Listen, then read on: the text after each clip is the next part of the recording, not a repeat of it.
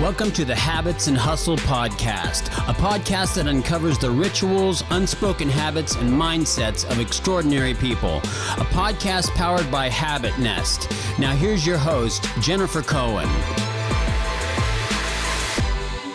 Hi, this is Jen. I just wanted to let you know that we had a few audio issues with this episode, but it's a really great episode with a lot of valuable information. So please listen, and I'm sorry for any inconvenience.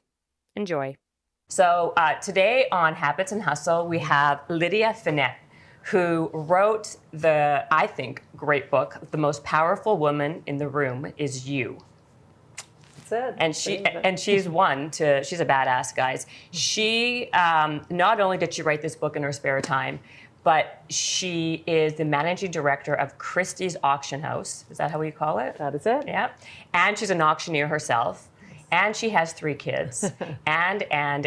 So thank you so much for coming on this podcast. Thank you so much for having me on this podcast. I'm thrilled to be here. It's great having you. I mean, I was saying before we even started rolling to you that the way I even found this book was I was actually at a production company in LA, and the guy I work with, one of my partners in some business I do, was going to the bathroom, and I was bored, so I was looking on the shelves, and this book just popped out, and I took a screenshot of it, and I was like, oh my gosh, I have to have this woman on my podcast. So I'm thrilled. Well, listen, I'm glad that the cover worked. The cover absolutely worked, and the messages in the book are fantastic. So let's just start, actually. I want to start from actually you being what you are, because that's a no joke job. I mean, and it's at the highest level. So how did you even become the managing director, and explain your whole how that whole thing happened? Absolutely. So I started working at Christie's when I was 21 years old. I had done an internship the summer before, and then came back and did another internship and was hired out of the internship. So I started right after college, and in a way it kind of became my family, and I learned everything on the ground, which is always my first piece of advice for people starting out. I know in this day and age, everyone's so eager to be at the top of the game, but there's something to be said for really understanding the business that you're in from the bottom all the way up. Because in today's age, if something goes wrong, I can answer it because I promise I've been through it after 20 years. Yeah, absolutely. I feel like everyone now is about hacks, right? Shortcuts of how to get to, wherever they want to get. But the reality is, I feel like it's in the process that people really kind of get to be at their A game, right? To understand everything from the beginning to every little nuance of how it happens. Yeah, and that's so much about this book. I mean, I wrote the book as a journey. Why did I learn how to become the most powerful woman in the room is you? I learned it because of the skills that I've learned over 20 years. Some of them great, some of them really painful to go through, but all of them were stepping stones to being confident and feeling like I have a voice that deserves to be heard. And I believe it now as much as I believe it when I wrote the book. No, that's amazing. So let's get to it then. So your first thing that I saw that you tell women, or actually anybody really, is the strike method. Yes, the strike method. So for those of you who don't know, I am the lead charity auctioneer for Christie's auction house, which is very different than art auctioneering. I don't go into a room with a bunch of people in a well-lit sort of seated explain room. the difference, because I have that down. I want you to tell people the difference between an art auctioneer and a benefit, which is what you do, which is a benefit auctioneer. Because until I read your book, I had no idea that there was even a difference. I know, and I think most people, Christie's and the world that I operate in my job is so high level that most people probably see in a New York Times or a CNN headline about the fact that Christie's sold something for $400 million. Right. And it's so out of the sort of norm for 99.9% of the world that it's almost like a headline and that's it. So Christie's sells art at every level, high to low, things for the same price that you would buy them at Pottery Barn, all the way up to hundreds of millions of dollars. People go to art auctions knowing what they're going to buy. Right. So they sit in an auditorium or what we call a sale room with chairs perfectly lined up watching an auctioneer. And I think a lot of times if you've seen an auctioneer, you would think of something you've seen in a movie. So it's sort of an elegant British gentleman who's standing up there in black tie taking an auction. That's what we say in the auction world, taking an auction. I'm a charity auctioneer, which means that I go in at night to a crowded cocktail party or a seated black tie dinner where people have been drinking for usually an hour or two, sometimes 3 hours.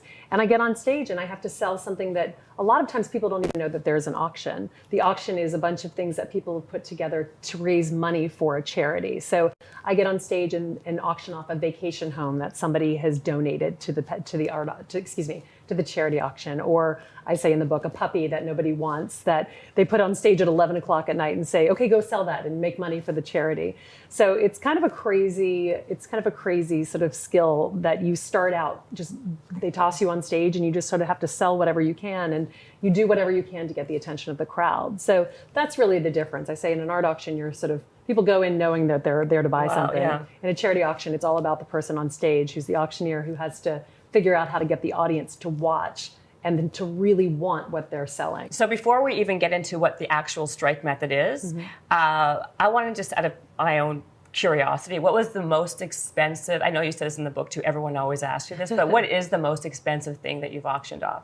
So again, I'm not an art auctioneer, I'm a charity auctioneer. Right. So I've sold, the most expensive thing that I have ever sold was a suite at the Super Bowl in the new arena in San Francisco for, I think we sold it for $1.25 million. For 20 people, you'd go on the field and then you'd go up to the suite and watch the Super Bowl game. And we sold it. And then a fun charity auctioneering trick is sometimes they give you two to sell.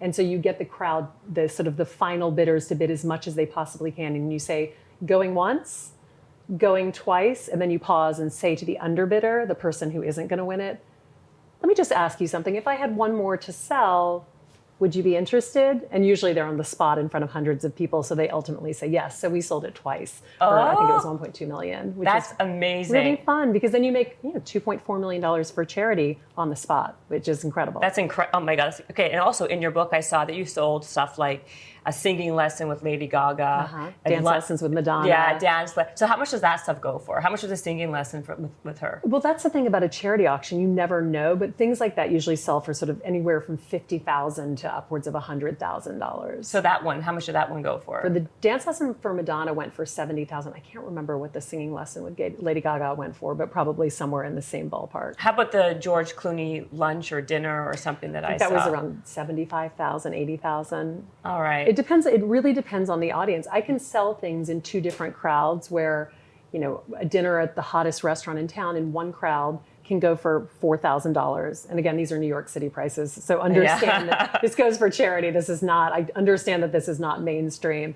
But then in a different crowd, that might go for $20,000. Right. Because people want to give. It's just if they're having fun and they have the money, sometimes the sky is really the limit. But that's why you have to be you got to be excellent at your job to kind of get as much money out of the people and kind of command the attention, which is a great segue in back to the strike method of how to be the most powerful woman in the room. Okay, so tell us, what is it? What is the strike method? So when I was writing the book, the question I get the most after can you talk quickly and what is the most expensive thing you've ever sold, which are the two questions I always get.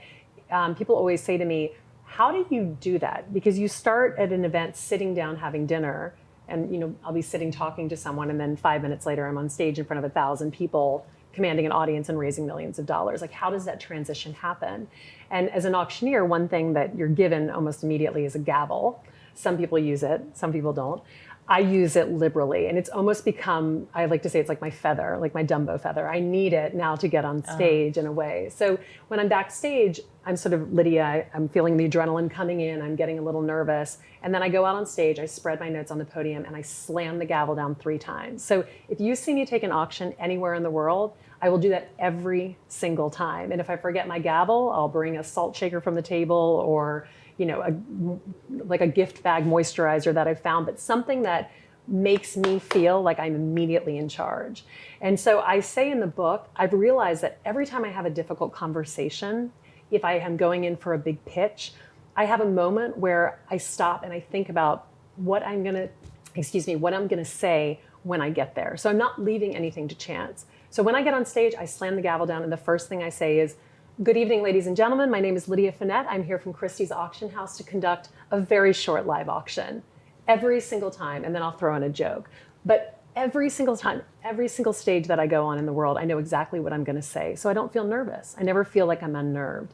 And that gavel for me is my strike method. If I'm going into a meeting, I really pause. I give myself a moment for transition, and then I move into that opening line. And I say that that's really what the strike method is. If you are going into something where you feel uncomfortable, I know we were talking earlier about the fact that you have a TED Talk coming up. It's really, I don't mean to make you feel nervous. The agita now is starting to erupt again. Yes, okay. But to give yourself a moment to pause and to think through what your first sentence is going to be. And also just to give yourself a moment to sort of reflect and be grounded about the fact that you're about to do something where you're confronting something that may not make you feel comfortable, and be okay with that. And that's really, for me, what the strike method is. It's about not sort of throwing caution to the wind and feeling completely unsettled, but rather whatever it is. It could be a movement. I have a friend who says she always digs her nails into her hands to sort of put her in the moment. I have friends who are sports or athletes who do different things right before they go out for a game. But just finding that moment of pause before you move in, so you feel like you're coming in from a point of strength. Of confidence. And then what's the second thing? I think I saw was like something about authenticity, right? Like being yourself. Sell as yourself. Yeah. Yes. And I talk about this in the book. You know, at the very beginning of this podcast, I was talking about how if you think about what an auctioneer might look like, I definitely do not come to mind. No. And I certainly didn't come to mind when I was 24 years old, which is when I started taking auctions. So, I mean, I first walked into an auction, and I swear to God, the look of the people in front of me were like, where's the auctioneer? What are you doing here? Are you the auctioneer's helper? These were actually questions that people asked me. Right. And I would sort of say, no, I'm the auctioneer. And then I think when they realized that I was going to be the auctioneer, they kind of were like, oh no, this is going to be terrible. Right. How could this woman command a room? And so because I felt what they were feeling, I immediately did what I thought I should do, which was acted like the guys that I had trained with, who were all 15 to 20 years older than me. They were all men, and half of them were British. Right. So I sort of affected a British accent. I became very sort of formal and stiff, because that's the way I trained as an art auctioneer. And there was one night I was very sick, and I still had to take the auction. It was a Saturday night. No one else was available. And I went in to take the auction, and I didn't have the adrenaline boost to get me into that pretending that I was an older British gentleman.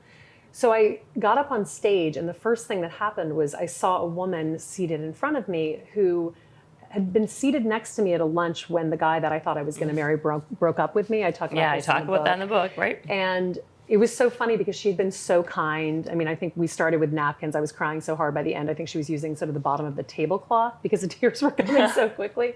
And I just, instead of doing what I would have done, which was moving into that very formal, stiff art auction, which is what you want when someone's selling a Picasso. Right. I looked at her, and I started the lot by saying something like, lot number 1, ladies and gentlemen, is going to be a cocktail reception and a dinner at this woman's home. You will have a wonderful time looking at her art collection.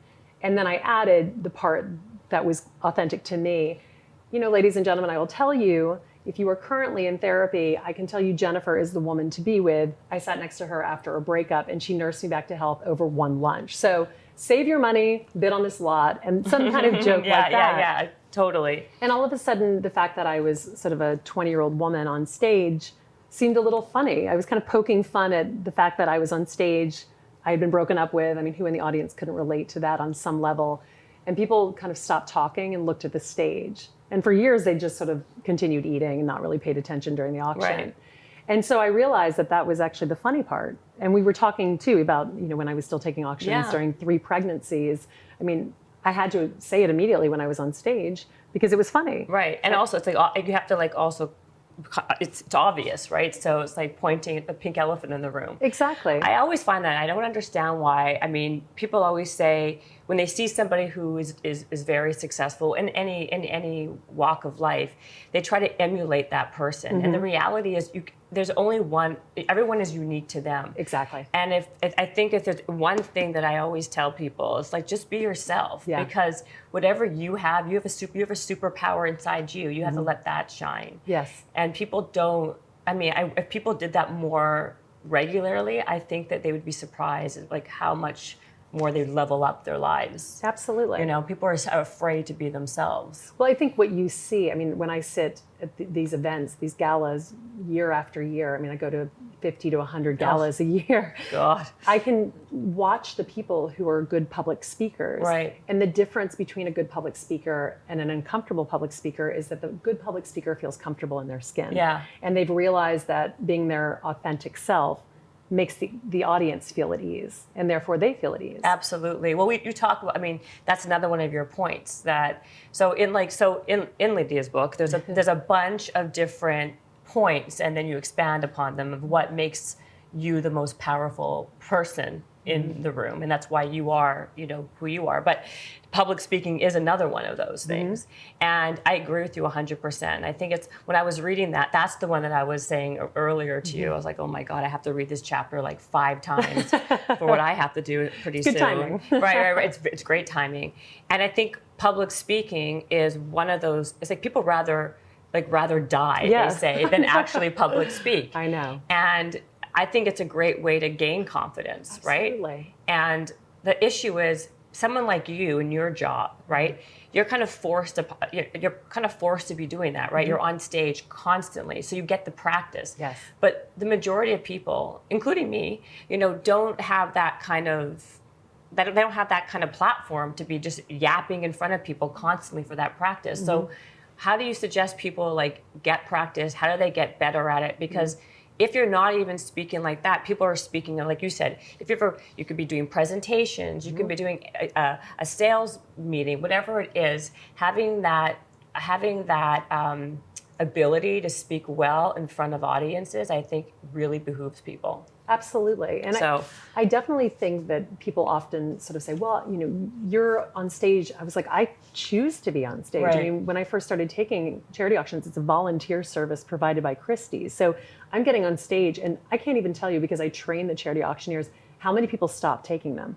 After 5 or 6, they just say to me, this is absolutely brutal. I don't know why anyone would ever do this. Right. People don't pay attention. They talk throughout. And But were you naturally good to start already? No, I think I was fine trying it, but I think I was very mediocre at the beginning. People say, they're like, you're so effortless on stage.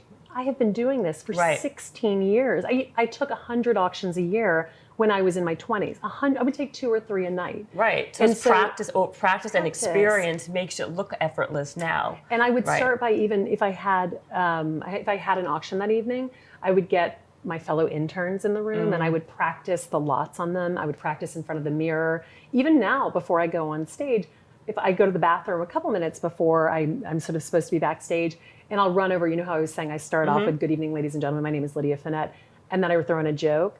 I always practice that joke in a mirror, even if it's, just like a mirror. So it's preparation reflection. and practice. Absolutely. So people don't just go and wing it. I think people get more, that's what I'm noticing too, just with my own thing I was telling you, is knowing what you're going to say and prepare. Oh, yes, absolutely. And then practice that preparation over and over again. But then don't you people come off, if you practice so much, my fear would be that it would come across robotic, right? Because if you memorize it and you lose track of the memory, where you are, then it's really, you get a lot of nervousness, because oh shit, where am I? Yeah. I was on the 4th sentence, I missed a paragraph, and that's awkward. But here's the greatest thing about public speaking that no one ever tells you. Okay. Nobody knows what you're going to say. Right. You're the only person who knows that you've missed the 4th paragraph. So just remember, if you get a little off track, I always say, instead of memorizing, think of the presentation or the public speaking moment as the theme, and give yourself 10 touch points over the course of that theme. So even if you get a little off track, you can sort of thread back to that touch point. Right. So, you have a 10-minute speech, you should be making 1 point every single minute. What is that point? And then practice it every single day when you're walking down the street. Get a group of friends together. Be like, I'll buy 2 bottles of wine. I need you guys for an hour. I'm going to just speak through this, because sometimes talking in front of other people, especially people that which is often more nerve-wracking because you actually care what they think, perhaps. I think a lot of times just getting people in a room so that you have to talk it out helps you think through what you're going to say. And a lot of times they have feedback. My friend Mary is great. Whenever I have a speech, I call her. Can I sit on the couch with you for an hour? Just talk through this. And as I'm talking, she's like, what about this point? What about this point? Right. That's a good point, to use your network around you. Absolutely. Which brings me to the next one, which this is the one that I love and I agree with wholeheartedly, is the networking one. Network or die. Yeah, network or die. My dad's catchphrase. Yeah, but it's the absolute truth. Yeah. I think of all these points where we're talking about of how to be the most powerful person in the room, and or what really takes you to the next level. It's all this stuff, authenticity, it's preparation, it's public speaking, but this networking one really is, I think, everything. It's free. Yeah, it's free. First of all, it's free. Absolutely. And it makes you push yourself out of your comfort zone, especially if you're not a natural extrovert, to meet other people. And that's where real opportunities come. I always say that in a nice way, like everybody is a conduit to somebody else. Absolutely. You know, and I think if you really kind of nurture that one element, that's really something that it's very powerful. Yeah. Yeah. I will say too, my father, who I reference in the book, is the sort of king of networking. One thing that I've always witnessed in my life, my dad will help someone who he barely knows. He will make an introduction to anybody for no reason, not to benefit himself, just to literally introduce people. And that comes back in a way tenfold, because people never forget him. And they always think of him as a stepping stone on their way to something that happened. Absolutely. I agree with your dad, because you have to also give without expectation. Yeah. Right? And that's when becomes, I know it sounds cliche, but that becomes the biggest reward. Absolutely. So why don't we talk about, give us your 3 tips on how to be a really good networker. So starting, I always think about networking when I'm first entering the job. Right. And I actually have a great example, because there's a young woman who contacted me out of the blue to talk about, she'd read the book and she wanted to talk about getting an internship at Christie's. Right. And she followed up a number of times, because I was on book tour, so I wasn't getting back with my usual frequency on email. And every time she did, I said, listen, now is not a good time, but let's talk in 2 weeks. So 2 weeks later, I would get another email from her. And then finally we got on the phone. We had a long conversation about everything. Within the book, she told me all about her job. She told me exactly what she needed my help doing in terms of the internship at Christie's. And I was like, look, I don't know you, but you clearly are very motivated. I would be happy to red flag your resume for our HR department, just so they know that someone has met you and can sort of say that you are all of these things that you talk about in your resume. I ran into her at a gallery opening. I literally had no reason to be there. I didn't even know that she was going to be there. And she came right up and introduced herself. And within 5 minutes, I had made an introduction to the head of the gallery for her, because I've recognized her to be a great networker, a total self-starter. And that's the kind of people that you want surrounding yourself in your network, and to help move forward as well. So what would be the first tip then? So my first tip would be, do not afraid to reach out and ask for help to anyone at any level, and really get them invested in your career. Right. So not being afraid. Don't be afraid, but also remember, get someone invested in your career. Don't just reach out once and then think, oh, well, they didn't get back to me. Follow up and get yourself in front of them, and make sure that you're known and that they know who you are. So be persistent. Be persistent. So that's absolutely. your tip 1. And also get them invested in your career. And get them and is that number 1 or number 2? Investment. I think it's a combination of one. Okay, and two. so investment. Find someone who's invested in your career, and persistency is number 1 for tip 1 for networking. Yes. Okay, what's number 2? So reach out to the network, as we've been talking about. Reach out to your network and ask them to extend their network to you. Right. So again, something that I'll often just say to someone who reaches out to me: go through my LinkedIn. I accept everyone on LinkedIn. This is true. I will accept anyone on LinkedIn. So if you want me to reach out on behalf of you to someone in my LinkedIn network, I'm happy to do it, because if I didn't reach out to them, they reached out to me. So it's a two-way street, and I'm happy to introduce. Right, so you can see who that contact is connected to make an introduction. So then use LinkedIn, use Facebook. Another thing I saw, which I thought was a great one, is like an alumni group. If you come from a place where you have an alumni, utilize that alumni. And middle school all the way up. Absolutely. This isn't just college. Right, so like kind of think outside your little box of who you have in front of you, your purview. So think really grand, big scope. Yeah. All right, so... And then follow up with them. If you reach out and ask for someone's time, follow up with them and let them know what you were doing over the course of your career. Perfect. Number 3? Introduce yourself to everyone. Just because you're sitting on a plane doesn't mean that you have to be by yourself. Meet the people on either side of you. I've made incredible contacts on airplanes that I still keep in touch with to this day. Don't close yourself off in a box. I know everybody puts on earbuds and sort of blocks out the world, but if there's someone who's willing to talk to you, speak to them for 5 minutes. You never know where that path might lead. Absolutely. That's what I always say. I mean, my best opportunities have come from accidents. Literally. I mean, I literally have a column in Forbes for the last, 5 years, because some person emailed me by accident who was trying to email another Jennifer Cohen, and I was like, this guy looks interesting. I'm gonna like find out more about him. And lo and behold, his friend was an editor at Forbes. That's amazing. Yeah. So There you go.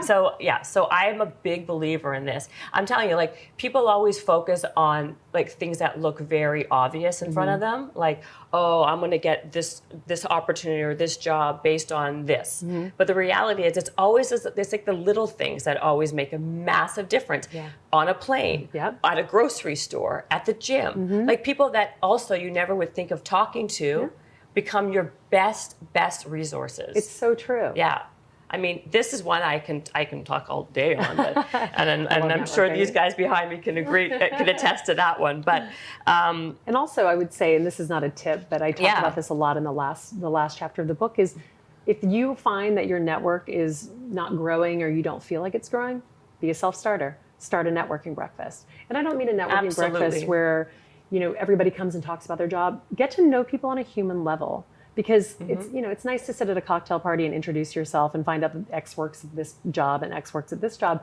But get 5 people together for a cup of coffee and tell everyone to bring one person that the other person at the table doesn't know. Exactly. And then just have a moment where you all sit around and just talk. Give everyone the floor for a couple of minutes. It allows them to also practice public speaking.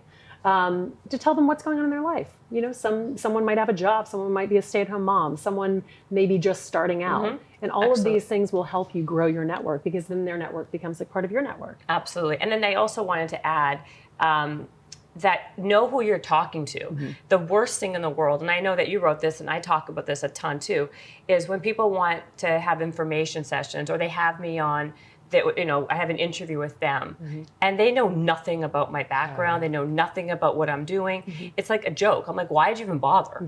You know, first of all, it's insulting.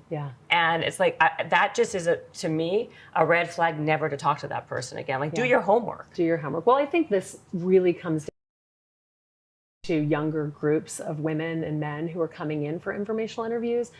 I always say, like, spend some time on Google. Figure out what I do in my job, figure out a little bit about Christie's, come in with a list of 5 to 10 questions that you can ask that you're actually interested in, not things that you've printed off, you know, because you think that I would be impressed by that. Like, come in and ask me questions that interest you. Why are you here? What makes you interested in the art world? Are you here because someone told you should be here, or is this something that interests you? But then also follow up and tell me something interesting about yourself. Because as you can imagine, in any role in a senior leading, as a senior leader would tell you in any role, a lot of times you just get a lot of people who are constantly asking to meet you or to have coffee with you, which I think is super exciting. So I'm always happy to do it. But don't just become sort of a faceless person who comes in the door. I had a girl recently who came in. She was like, I heard that you like Diet Coke and chocolate. So I have not forgotten her, and nor will I ever. Because she arrived with a can of Diet Coke and a box of chocolates. Absolutely. And I totally, I like that girl already. Come back anytime. Anytime, exactly. My office door will never be closed. Absolutely. And the other thing I would like to add, and I saw this in your book that you also tend to agree, is that don't think just because you can only network with people higher than you. I think that people are usually they're not forethinking the future. The people who are interns or entry-level people, and if they're good, they're going to rise. Like what, you know, like water finds its level, or like the cream rises to the top. Become friendly with those people, because those people could be your boss in like 5 years. Absolutely. Some of the interns that I had at Christie's, you know, when I first started, when I was running the events department, I mean, these women are powerhouses, and I see them. I mean, I've lived in New York for 20 years, so I see them out all the time. Absolutely. It's so exciting to see them really, you know, sort of fulfill their goals and really rise to the top. But it's also funny because in their minds, they're still my interns. Right. No, exactly. They're always like, well, she was my boss 20 years ago. No, it's amazing because people don't sometimes want to have that like foresight.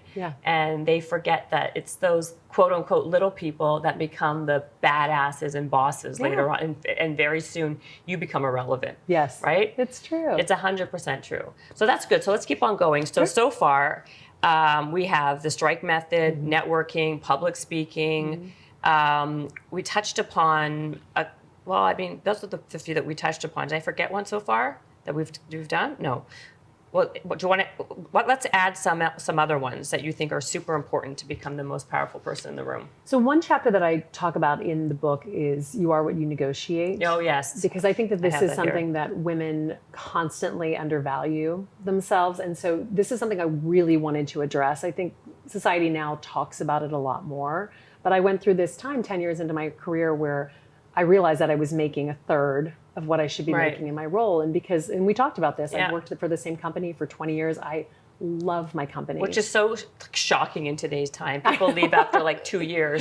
I know. And it's amazing. People are like, I've been here 5 months and I feel like I've given it my all. I'm like, maybe you should try. Just stick pause. it through a couple months more. Just pause. Let's see if we can make it a year. Yeah. And I think there's a lot of value in being in a place for a long time because frankly, you build in a lot of sweat equity. People know your value and people know what you can do. So with the negotiating, I had been in my company for 10 years and I realized that I was making, through a series of different events, a third of what I should be making on the open market. And because I love my company so much, and I talk about this in the book, they were family to me, and a family takes care of the people who work for it. Right. But a business is a business is a business. And you have to remember that. You are the only person who will ask for what you deserve. Well, absolutely. I saw that part and I liked it because, first of all, what you said also was you're only going to get as much as you ask for. Absolutely. No one's going to pay you more. If you ask for, this is a number, 5,000, you're going to get 5,000. Oh, if you're lucky. No one's going to say, oh, let me give you 10. No. No one's going to give you more than you want, and if you say, if they don't cringe when you say the number, you went too low. Yeah. I hate that feeling. Oh my God, it happens to me so many times in my life. I know. I didn't say it. It was my friend Gemma. I have case studies in the book, and she said, it's the greatest line in the book, make them wince. Yeah, make them wince. I know, I saw that. But it's so true, because I think women especially are so afraid to ask for what they think they're worth. So they take whatever is handed to them. I hear it all the time from women. Oh, all the time. I'm so lucky to have a job. I'm so lucky to work here. And I have two brothers, and I just have this sort of running joke with one of my brothers. I've never heard you skip out of the door going to work saying, I'm so lucky to work here, where they just grind me for 80 hours a week. I've never heard those words come out of his mouth. No. I've heard other words come out of his mouth. But sure. And so I say that, to the women I work with, I'm like, even if you know that I'm going to say no, just come and ask me. I'm happy. It's better for you to hear the word no, because then you won't be scared of it. Absolutely. And also, I think more than women, for me anyway, they're not like, I'm so lucky. They're scared. They're scared. Fear-based. They're like, I'm scared to ask for what I want because then X what if will I don't happen. get it? Not just what if they fire me because they think I'm being too presumptuous? Or what if they think I'm pushy? I'm pushy, because we always get the feeling like if you're a strong woman, it comes across as being pushy, or assertive or bitchy. But why can't you be happy with who you are and be confident that you deserve more? It's this is an ongoing struggle. Absolutely. I feel. But I felt like the important part and where we are now in our culture and in the cultural conversation, it's about showing people what that looks like. Yeah. And I really, I was 30 years old and I was just as scared as anybody out there going into the office to ask for what I knew I was supposed to be getting. And I loved my boss and I didn't want him to be upset with me and I didn't want him to get angry or any of those things. But ultimately, I also knew that I was being dramatically underpaid. And, I say in the book, I was in an apartment that this is New York, but I was splitting a 1-bedroom down a wall with a roommate. I was 30 years old. I'd been working in a company for 10 years. And I found out a friend of mine was about to buy an apartment. And I was just like, wait, we're not supposed to be making this much money. And she had just had a very different upbringing where her father had been very in her face about being financially responsible and being financially savvy and asking for what you deserve. And even though my parents had told me that, I feel like society didn't shore up with those lessons. Right. And certainly where I worked with, the people I worked with certainly didn't believe that or make me feel like that. So it was kind of time to really put my money where my mouth was. For your company, for Christie's, is there a lot of women who work there? 70% women, I think. And it's wow. Heavily women, but and I think the company has done an incredible job of opening this conversation because the women all work in the entry level jobs. And now, I mean, in the past year, our chief marketing officer is now a woman. Our president is now a woman. Like, the company is making changes, discernible changes for the people who are younger. So there is a place for them to see, because ultimately most women just left at some point because they would have children and they felt like the maternity leave policy wasn't strong enough to make them come back, or they just didn't see a place that they could go. And so, I've had 3 children in my job.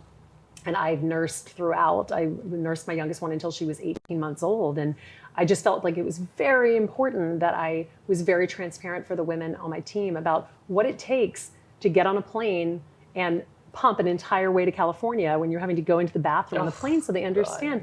But people know it's possible. I know it's difficult. It is not fun, but it is possible. So you don't have to stop nursing. You don't have to stop doing these things if you don't want to. And let me show you, because I was able to do it. And here are some hacks as to how to do it. And that's what we as women should be doing for one another. Because, I have brothers, I have a great husband, I have tons of guy friends, but they can't relate on that level. Right. And so it's up to us as senior women to come across and say, listen, if you're having a baby, come into my office. Let me tell you what I can about everything I know about having done this. Let me help you. Right. I think, though, what you were saying before, though, about knowing your finances, understanding money is a big point for people and women, because people are very uncomfortable just around that whole topic. Yes. I get people always look at me very strangely, because I always ask how much everything is and how much people even make, because I like to have a tap on the marketplace of what everything is. Just keeps me much more like in the know. Sure. Right. Okay, that's a great one, though. I really like that one. And then, is there let's pick one more that we can talk about. I don't want to give away the whole entire book. So, just get one more. My favorite, I have a couple of chapters that are my favorite chapter, but I also love the one where I talk about technology and selling with technology. Okay, that's a good one. Because I do think it is one thing that I have noticed, certainly as an auctioneer, where you get on stage, and for a while they tried to make everybody use technological devices to bid, and just losing the connectivity with the audience was something that became apparent so quickly. Right. And so, because I sell in my full-time job at Christie's, I say to my team, I'm like, whenever possible, try to meet someone once face to face, even if it's the first meeting, or when you get on a call, don't just jump into a sales pitch and stop listening and stop people always make the mistake of not listening first in sales. It should be listening first, and then whatever you're saying needs to align with what the person's objectives are. Right, but that's not even just for sales. We could do a whole other podcast on the art of selling, because of the high level of what you sell to, for sure. Yeah. But the listening piece is with anything that you want to have success with. Yeah. I agree with that 100%. But is your point more that people use technology that they're not able to socialize as well? Or no, my point is really you have to find the place where these two intersect. Right. And don't just lob 100 emails towards someone when you're trying to get their attention. No. You still have to bring personality into the sales. It's making the connection. That's exactly. But I think that would fall under networking too, as well. There's a lot that kind of they're basically they're dovetail each other here, right? Exactly. No, but so that's interesting, because I was going to talk to you about that, the art of selling, because that's the name of my next book, according to you. I told Lydia that her next book should be called The Art of Selling, because this book, even though this title could have been The Art of Selling, because I was impressed by the level of sales that you're working within, because you do all these strategic partnerships. Can you just tell us how, because people think that when they think of a salesperson, a lot of times they think loud and very gregarious, then you have to do this but you're obviously not that way, right? At all. Are there sometimes on stage? Maybe sometimes on stage. But what are some other tips about that? Because I think you have to sell in every aspect of your life. You got to sell personally, yourself, for relationships, for professional stuff, products. It could be anything. It's not just a transaction between, here, I want to buy a loaf of bread. Yeah. So on a high level, and then you can break it down, give us some great tips of how to be such a successful salesperson. Sales is a conversation. And again, going back to what I said before, that is the biggest mistake that I see in sales. People try to come at sales with their own objectives and what they are selling, period, end of sentence. Whether that be this is who I am, take it or leave it, whether it be this is the product that I'm selling, take it or leave it. Sales is a two-way street. So what I say whenever I'm walking into any kind of sale, whether that be on the small level where I'm sitting face-to-face with one person, tell me a little bit about your business before we even start this conversation. I'd love to hear what you're up to, what your objectives are, how you started. So starting there with someone. Right. So you make the other person have to start the conversation. Always. And you listen to what their needs are. Yeah. And right. even when I get on stage, a lot of times if I'm unfamiliar with an audience, I'll say to the audience, ladies and gentlemen, this is our first time together. So why doesn't someone here start out the bidding? You can start wherever you'd like. And then when you raise your hand to start the bidding, I say, ma'am, what is your name? And you say, Jennifer. And so for the rest of the evening, Jennifer becomes my best friend. Right. And you can start it wherever you want, and the entire audience is comfortable because they feel like I'm listening to what they want. And so it's the same thing, small to large. What you're doing in any type of sales is listening first. And then once you have the information from the person sitting in front of you, your job is to figure out whatever you are selling, whether it be yourself in an interview, a product that you've created, a product that you're selling on behalf of someone else. How does what I'm selling fit into what you need and what you are doing right now? And that becomes the conversation. And if what I'm selling doesn't work with what you want at that point, I don't shut that conversation down. I talk to them about the fact that this is an open conversation and we'll keep going. So maybe what I'm selling right now doesn't work for you. Why don't we touch base again in a month and we'll see how your business is progressing. And maybe at that point, this could be something that's of more interest to you. And it's the same thing on stage. If I have an underbidder, one thing I never do is shut down my underbidder. If this person on my right is going to win, but you're the person who's underbid him to the point where he's going to win and you're going to lose, I say to you, going once, I'm looking around the room, going twice. Ma'am, the good news is I know you have $5,000 burning a hole in your pocket, so I'll be back to you later. Sold to you. Again, it's just part of an ongoing conversation. An ongoing conversation. And it's also important because women are always scared of rejection. So I say to people, think of it not as rejection, but as pushing the conversation to a later date. Oh, so you don't want this jewelry that I'm selling right now? Let's talk again in 5 months when we're closer to your birthday. We'll figure out if maybe that's when you need it. And then it doesn't feel like a rejection. It just feels like a part of an ongoing conversation. See, I think you should teach a course, not to get into I want to be your business consultant. Because I think that, but it's also not just what you're saying, it's how you're saying it. Yeah. I think it's a combination, right? Because you can give people these tactile things like it's a conversation, you listen, you find out what they need, but it's the way you kind of put it out there the way you do it. It's not seductive, but it's persuasive. It's persuasive, but subtle. Yeah. Well, right? It's funny because a woman said to me at a Q&A after when I was on my book tour, she said, you know what I love the most about your book is that when people say power, and when women historically have thought of power, you think of the women dressing up in power suits. And she's like, nothing about you feels that way. And I said, no, because power to me is putting on a cocktail dress and sparkly earrings and big heels and getting on stage and embracing the feminine side of my personality, because that's what makes me an effective salesperson. And that's why this book is hot pink, because I think power and femininity are totally intersected. Yes. And I just feel like we so often think that we have to be hard charging when in fact that may not be who we are.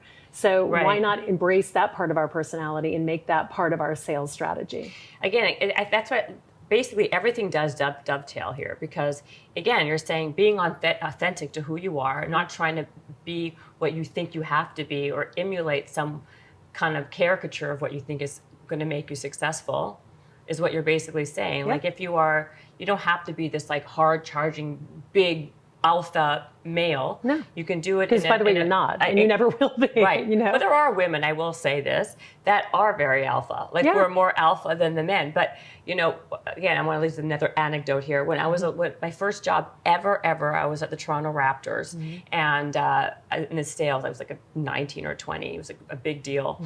And the best salesperson in the group, there was all guys, and there was me, and there's one other girl. And she was there longer than me. She outsold the men by 10. Yeah. And she was this quiet, sweet girl, but her whole approach was so, again, persuasive and subtle and the opposite of what you would think. She crushed. So like, I think it's just about figuring out who you are and then making that, again, making your authenticity shine. Yeah, agreed. Absolutely. But you should, because give us some other tactics that you can use with your personality. Give me one more, and then we can wrap it up. Humor. Humor is my favorite. It doesn't matter what situation you are in, humor can always get you out of it, good or bad. That's true. Again, I see it in meetings. I mean, when we're in intense negotiations at work, if I find a moment where we can just bring a little bit of levity to the situation, it immediately calms everyone down and relaxes. And everybody goes from that sort of tense to the kind of like, okay, let's just take a break.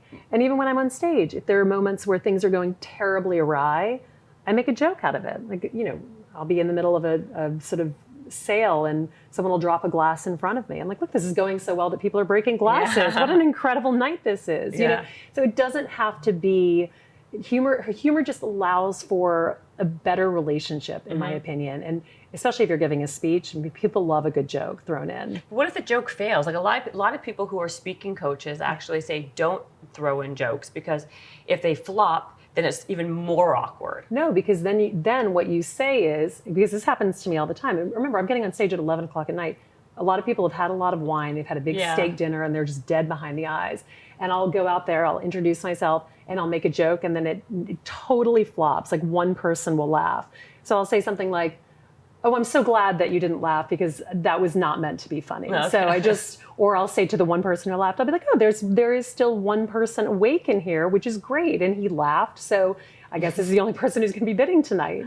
So you can always make something. You can flip it. Yeah. And then the crowd's like, oh, we should probably pay a little more attention because this poor girl's up here at 11 o'clock at night. Absolutely. So you just get a little bit of sympathy too. But you also have a lot of experience again. So that kind of makes it easier and more, more fluid. But I did want to touch upon this because I did find this very fascinating. Like, what is the process to even become an auctioneer? And let me be clear, you're not just an auctioneer. You also are the managing director. Yeah. So you have you wear two hats. Three different hats. Okay. Yeah. And you also wrote the book. Yeah. Okay. I mean, I just want to make sure it's not like you're just not even just, but No. people are usually an auctioneer. They don't also run the entire business. But please tell us the process. So the process is a little bit like Survivor.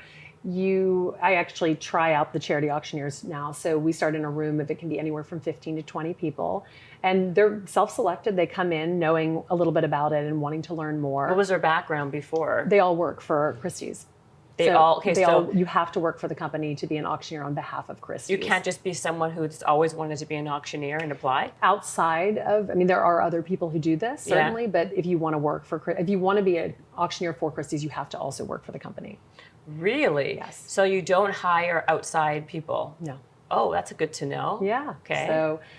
So first of all, you work for Christie's or as Sotheby's. what? Like as anything, right? You could be a salesperson, a market. And frankly, when I first started, actually, it was only senior executives who were allowed to do it. Wow. But just by chance, 3 years into working there, they opened up the auditions for a larger group because a lot of the senior executives had to travel or they were older, so they had families. They couldn't do things on the weekends. I was 24. I didn't know anyone in New York City, so it just seemed like a great way to fill my time. I don't like being home alone. I don't like being home, period. So it was really fun for me to go out to these galas, even if I was a mediocre auctioneer. And so, they come into the classroom and I sort of explain to them the process of, it's usually a 3 to 4 day tryout.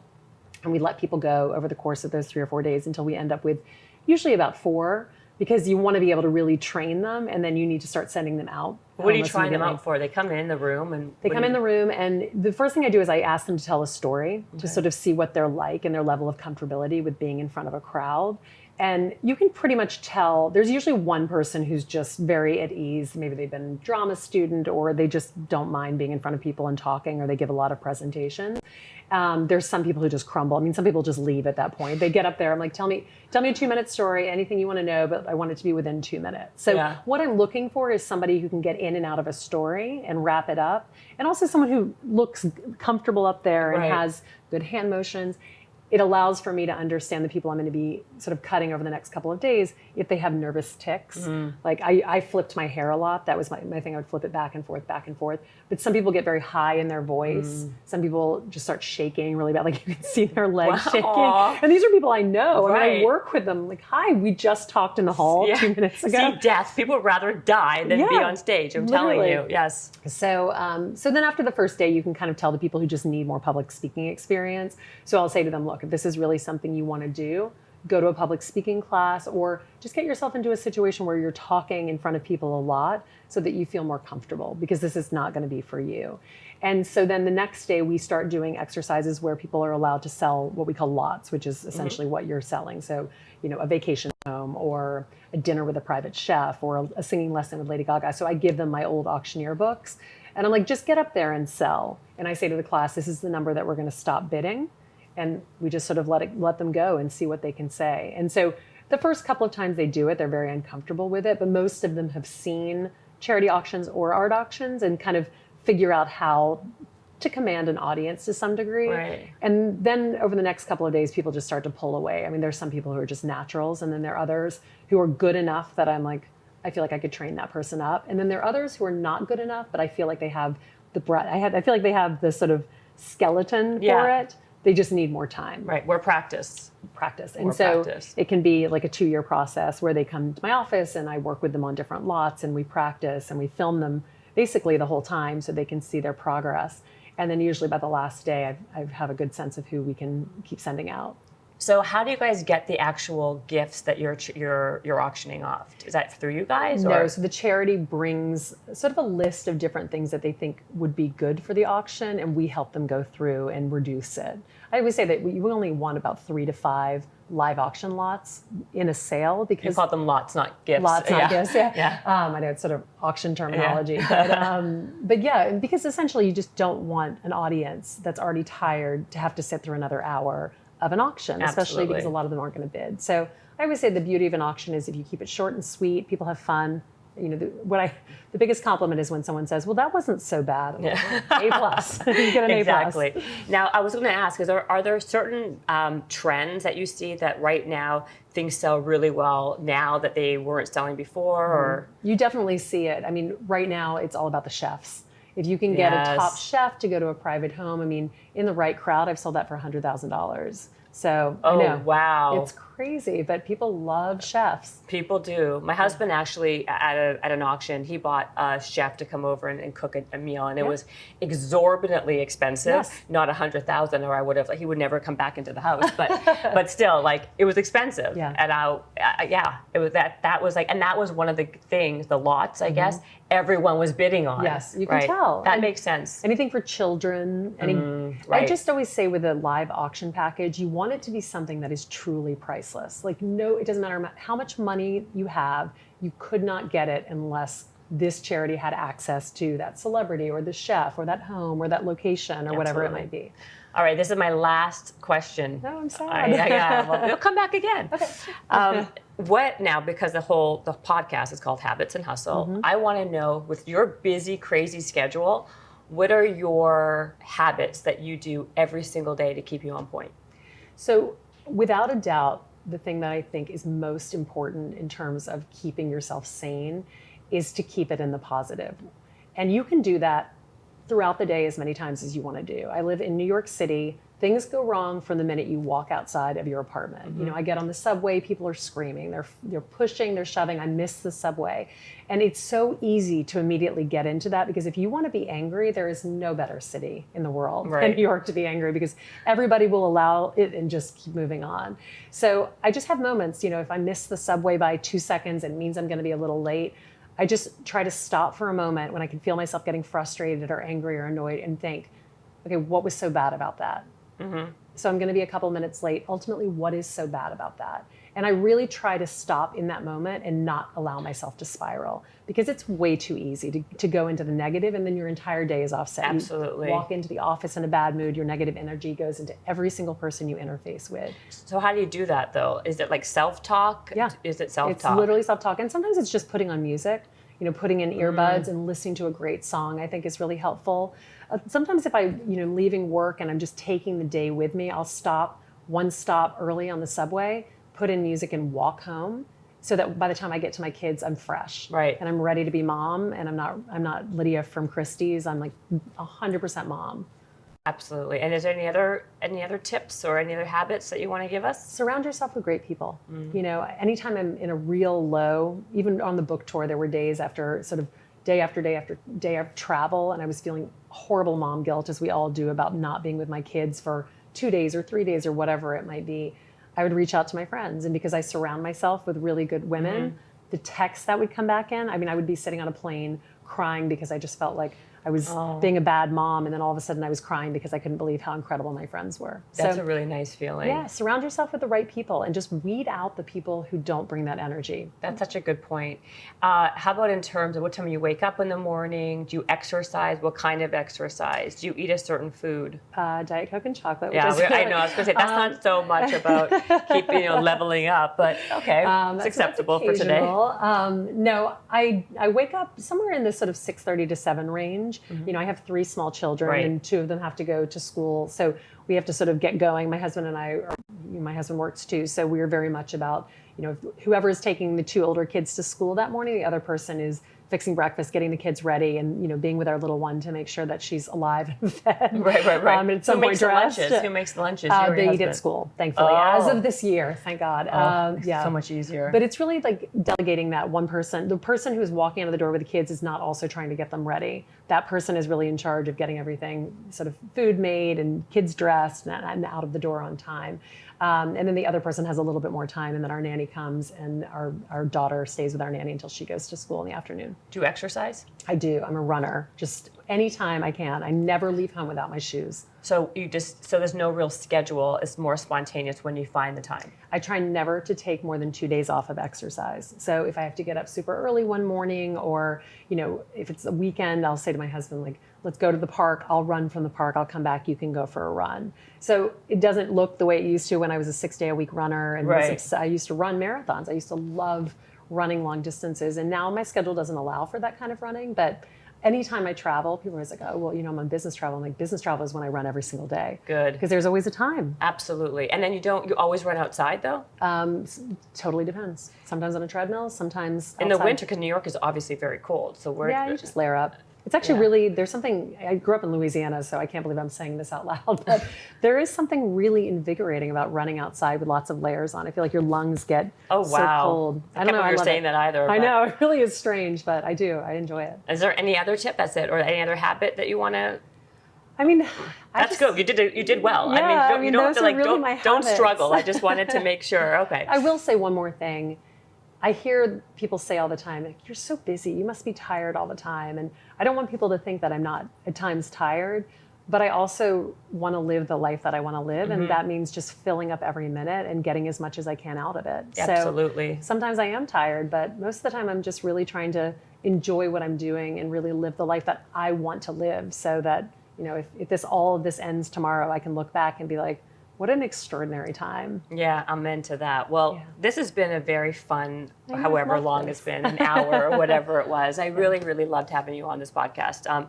Everyone, the book is called The Most Powerful Woman in the Room Is You by Lydia Fenet. Yes, right? Is it? So how do people find you if they want to know more about you, the book, what you're doing? So I have a website, which is www.lydiafenet.com. And then I am an over Instagrammer. So feel free to follow me on Instagram. My mom always says it's such a blessing that Instagram came along, because now she knows where I am every hour of the day. That's 100%. My mother says the same thing, actually. Follow along. Thank you so much. It's been a pleasure. You too. Thank you for having me. Habits and hustle, time to get it rolling. Stay up on the grind, don't stop, keep it going.